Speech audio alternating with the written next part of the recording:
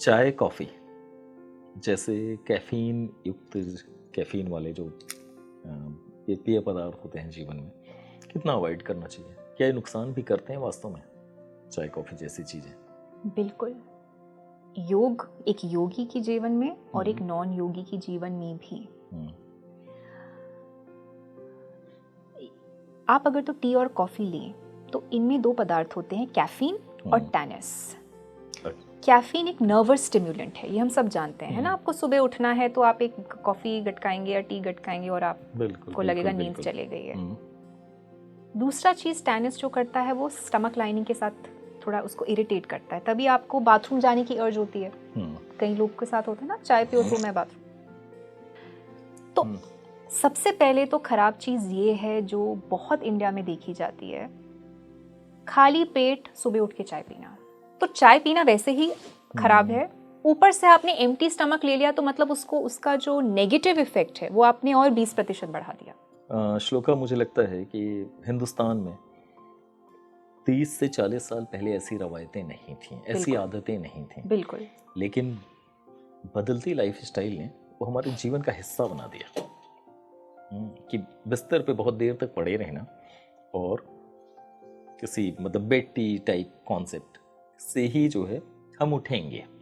तो मदर्स भी क्या करती थी बच्चों को, बेटा चाय तुम्हारी आ गई, बच्चा जो है वो चाय। तो शायद वो जो पिछली पीढ़ियां हैं अभी जस्ट, उन्होंने इस चीज़ को ज़्यादा महसूस किया। नई पीढ़ी तो दूध से कर रही है, इसकी पुरानी पीढ़ी चाय से करती थी, बेड टी की आदत ज़्यादा थी। और आप अपने दादाजी के टाइम पे भी जाएं, उस वक्त भी ये कॉन्सेप्ट उतना नहीं था। हर्बल टीज का ज्यादा, काढ़ा जिसको हम बोलते हैं, काढ़ा। ये टी भी अगेन वेस्टर्न आया। आपने एक विरुद्ध आहार का कॉन्सेप्ट सुना होगा, जो एक काफी बोलते हैं इनकम्पैटिबल फूड कॉम्बिनेशंस। बिल्कुल। जो आप चाय पीते हैं, आपके दिमाग में चाय बोला तो क्या आया? दूध की चाय। वो विरुद्ध आहार है, क्योंकि जो एक्चुअल चाय होती है वो टी लीव्स वाली चाय होती है। करेक्ट। या जो हम काढ़ा बोलते हैं, ओरिजिनल चाय वही होती है। या टी लीव्स के साथ भी आपने बना दिया। जैसे ही दूध आप उसमें मिलाते हैं वो एक विरुद्ध आहार हो जाता है, तो वो तो वैसे ही हानिकारक है।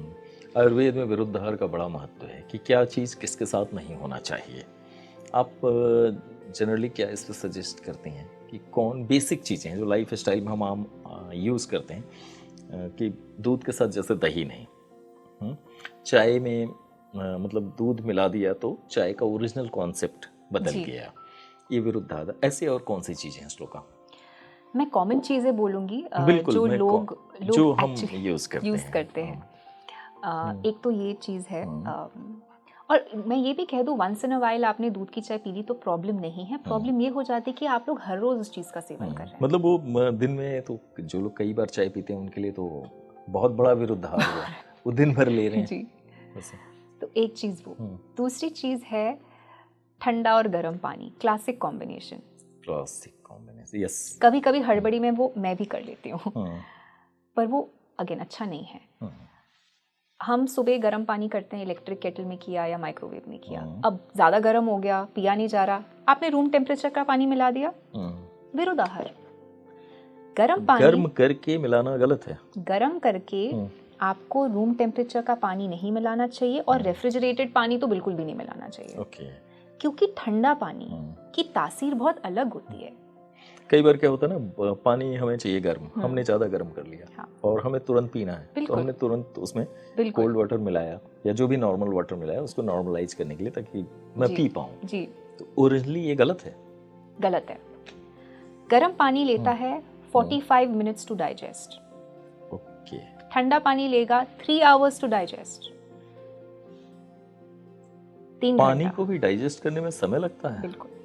अब दोनों आ गए, उनके डाइजेस्टिव टाइम क्लैश कर गए, पेट में हो गया प्रॉब्लम। डाइजेस्टिव टाइम उसको विरुद्ध आहार हो गया ना। ओके। तो गर्म और ठंडा पानी कभी भी मिलाना नहीं चाहिए।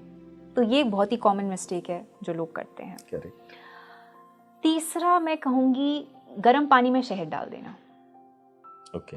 जो वेट लॉस या डिटॉक्स, उसका तो शायद वो फार्मूला ही है ना कि वेट लॉस वाले यूज़ करते हैं ज़्यादातर लोग, जो बताते हैं कि गर्म पानी में शहद डाल दिया। गलत है। The moment Honey crosses a certain temperature it becomes poisonous. आमा Okay. होता है उसमें, वो बढ़ जाता है, टॉक्सिन्स बढ़ जाते हैं। हाँ, तो आप वार्म पानी में डालिए और गरम भी, जिस गरम का मैं सेवन कर सकूं हाँ, वो ठीक है। तो आपको सहन एकदम करने गरम लायक। पानी में नहीं करना चाहिए। और हनी को तो कभी भी कुक नहीं करना चाहिए। आजकल लोग honey chilli potato, honey chicken, काफी आजकल फास्ट फूड में कितना हनी का प्रयोग हो रहा है जहाँ कुक बहुत किया ज्यादा। जा रहा है। पॉइजनस, मैं खराब भी नहीं कहूंगी, मैं कहूंगी पॉइजनस, बिल्कुल नहीं। तो ये एक तीसरी चीज है। चौथी चीज है, आप खाने के साथ साथ सलाद का एक टुकड़ा ले लिया, नहीं, क्योंकि रॉ फूड और कुक्ड फूड अलग अलग तरीके से ऑपरेट करते हैं। अच्छा, दोनों को एक साथ नहीं करना चाहिए? कभी नहीं। सैलेड का इस्तेमाल खाने के साथ, जैसे कभी नहीं। हम कहते हैं किसी को बुलाया, गेस्ट है, तो सैलेड नहीं दिया तो अच्छा नहीं लगता। आप सैलेड दो, लेकिन पके हुए खाने के साथ मत दो, आप उसके पहले दो। बट हमारे ट्रेडिशन का एक पार्ट नहीं है कि लोग खाने के साथ सैलेड लगाते हैं, बहुत अच्छा लगता है, खाने की थाली अच्छी लग रही है, एक नॉर्मल। ये आहार विरुद्ध आहार में आता है। विरुद्ध आहार में आ गया एक तरीके का ये। रॉ और कुक्ड फूड के जो टाइमिंग्स हैं, एक्चुअली बहुत सारी चीजें मैं फर्स्ट टाइम सुन रहा हूँ। अच्छा कि ये विरुद्ध आहार कैसा, इतने दिनों से हम गलतियां कर रहे हैं, हमें पता भी नहीं है। और फिर हम जब 60 के होते हैं, 50 के होते हैं, अरे डायबिटीज क्यों हो गया, हाइपरटेंशन क्यों हो गया, अरे तो नॉर्मल है, अब बुढ़ापा आ गया। ये बुढ़ापा नहीं है, आप गलत तरीके से अपनी लाइफ को कंडक्ट कर रहे हैं। शरीर को लंबे समय तक मेंटेन करने के लिए विरुद्ध आहार से बचना चाहिए। बिल्कुल। और क्या ऐसी खास बात तो है जो इसको मैं थोड़ा क्लियर कर देती हूँ। रॉ फूड में कोई प्रॉब्लम नहीं है, सलाद में कोई प्रॉब्लम नहीं, लेकिन आप पहले खाइए क्योंकि उसका डाइजेस्टिव टाइम कम होता है। पके हुए खाने का डाइजेस्टिव टाइम ज्यादा होता है। अच्छा, मुद्दा ये है, होता ही है। साइंस समझना जरूरी है, ठीक। इसलिए मैं हर चीज की साइंस समझा रही हूँ ताकि उसको हम रिलेट कर सकें। यस। अब आप पके हुए खाने और कच्चे खाने को एक साथ खाएंगे तो फर्मेंटेशन हो जाएगी, मिक्स हो गया ना, पेट को पता ही नहीं पहले मैं क्या नीचे डालूं फिर क्या डाइजेस्ट करूं। करेक्ट। तो एक तो चीज ये है। फिर आता है बिरयानी हमारी। मैं नॉनवेज की यहाँ बात करूंगी। अच्छा। Chicken biryani, mutton biryani. देखिए, नॉनवेज का तो एक अलग मसला है, वो कभी दूसरी टाइम उसको एड्रेस करेंगे। जब आप चिकन और मटन को घी के साथ कंबाइन करते हो, बिरयानी में तो घी लगता है ना, रायते के साथ कंबाइन करते हो, वो एक बहुत बड़ा विरुद्ध आहार होता है। क्योंकि आप कोई भी मिल्क प्रोडक्ट को मीट या नॉनवेज आइटम के साथ नहीं कंबाइन कर सकते हो। और किसी भी चीज को स्वादिष्ट बनाने के लिए घी का प्रयोग नॉर्मल है, हेल्दी रहने के लिए वो गलत है। और क्या ऐसा आपको जो सजेस्ट करना चाहिए? क्योंकि होता क्या, हम सभी यूज करते हैं, जैसे मैं भी बहुत सारी चीज़ें, जैसे मैं नॉन वेज तो नहीं खाता, वेज हूँ, लेकिन आपने तमाम विरुद्ध आहार बताया और मैं सब करता हूँ। हाँ, पानी लिया, ठंडा है, उसमें मतलब नॉर्मल करने के लिए तुरंत गर्म मिला दिया, या गर्म है ठंडा मिला दिया, सब होता है जीवन में। कर्ड के साथ क्या ऐसा विधान है, कोई ऐसा विरुद्ध? कर्ड को रात में तो कभी नहीं खाना चाहिए। सनसेट के बाद दही कभी नहीं खाना चाहिए। उसकी तो तासीर वैसे ही अलग होती है, वो हैवी भी होता है। इनफैक्ट मैं योग में वापस जाती हूँ। योग में तो हम अभी बहुत ही कंट्रोवर्शियल चीज़ मैं बोल दूंगी, हम दूध का भी सेवन नहीं करते रात में, कभी नहीं करना चाहिए। नहीं करना चाहिए। Okay. अब क्यों? आयुर्वेद में तो इसको बहुत अच्छा माना जाता है। अब मैंने आपसे कहा ना, कई चीजें आप आयुर्वेद और योग डाइवर्ज करेगा। दूध क्यों? दूध और मिल्क रिलेटेड प्रोडक्ट्स, घी, चीज, बटर, पनीर कभी कभार खा लिया, दूध भी आपने कभी कभार पी लिया, उसमें कोई प्रॉब्लम नहीं है। बट मैं रेगुलरिटी की बात कर रही हूँ, नहीं करना चाहिए। क्यों? क्योंकि ये सारे मिल्क प्रोडक्ट्स सिवाय घी और बटर मिल्क के बाकी सारे जो मिल्क प्रोडक्ट्स हैं वो हेवी होते हैं डाइजेशन में। अच्छा।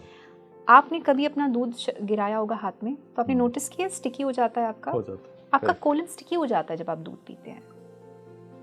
स्टिक। श्लोका, बहुत बार क्या होता है कि ट्रेडिशंस में आपने देखा होगा कि हाँ, मदर्स जो है बच्चे को रात में दूध पी के नींद अच्छी आएगी, ऐसा कॉन्सेप्ट है। बिल्कुल बिल्कुल। इनफैक्ट आयुर्वेद तो एक बहुत ही फेमस दूध बोलता है, गोल्डन मिल्क, टर्मरिक मिल्क, हल्दी वाला दूध। उससे वो एक एक्चुअली रेमेडी है टू स्लीप बेटर। अच्छा, अगर तो आपको ओके। नींद नहीं आती तो टर्मरिक मिल्क तो आयुर्वेद करना आपको चाहिए। सजेस्ट करेगा। बट योग में ये प्रॉब्लमेटिक हो जाता है। क्यों? क्योंकि अब मैं योगी हूँ, अब मैं ध्यान करना चाहती हूँ, मेरे पेट में जब चिपका है चिपकी हैं चीजें, क्योंकि दूध खुद तो चिपकता ही है, बाकी जो आप सेवन कर रहे हैं वो भी चिपका देता है, तो मेरा कंप्लीट बाउल मूवमेंट नहीं हो पाता है ओके। उस कारण। और ये योगी के लिए ज्यादा प्रॉब्लमेटिक हो जाता है, इसलिए हम और परहेज वहां कर लेते हैं। तो दही का भी एक यही लॉजिक है। तो मैं ये लोगों को बोलती हूँ दही आप कभी कभार खाएं, कोई प्रॉब्लम नहीं, दिन में खाएं, बट एक बहुत फैंटास्टिक तरीका जिससे आप एक वर्जन ऑफ कर्ड हर रोज खा सकें, और स्पेशली इस टाइम में, समर टाइम में, बटर मिल्क, ये आपके लिए अमृत है। अच्छा, अब कई लोग बटर मिल्क कैसे बनाते हैं?